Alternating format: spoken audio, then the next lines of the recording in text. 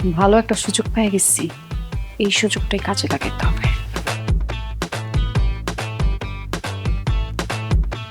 আম্মা, আমার সর্বনাশ হয়ে গেছে আম্মা। কি সর্বনাশ হয়েছে? আপনার ছেলে তো গলায় দড়ি দিতেছে। আরে কি বলো, আমার ছেলে গলায় দড়ি দেবে কেন? কারণ সে আমার সংসার করতে চায় না আম্মা। আমি অনেক ট্রাই করছি কিন্তু সে আমার সংসার করতে চায় না। সে ডিভোর্স দিতে চায়, আমার সাথে কোনোভাবেই থাকবে না। এই দুঃখে কষ্টে সে গলায় দড়ি আরে বাবা, দিতেছে। নয়ন কোথায় এখন?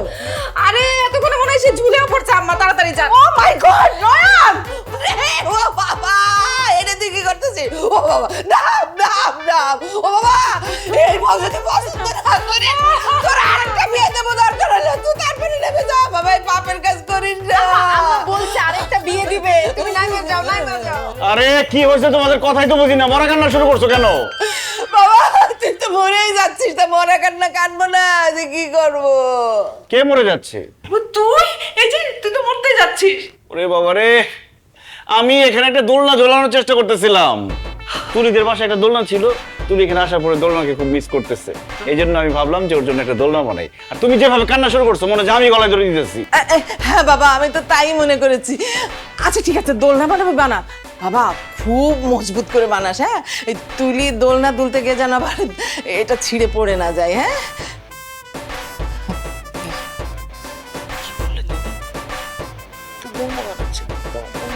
দোলনা বানাচ্ছে, আপনাদের দেখাচ্ছে দোলনা বানাচ্ছে। অ্যাকচুয়ালি সে আমাকে পছন্দই করে না মা। আচ্ছা মা, আমাকে ওই যে মই টেনে দাও তো, লেডার টেনে দাও, কাজ হচ্ছে না এটা দিয়ে। ঝুমানো লাগবে না, তুই নাই তো, দরকার নেই, তুই আয় আয় বাবা। কি বলো? বাহ! লাগবে না, তুই চল তো।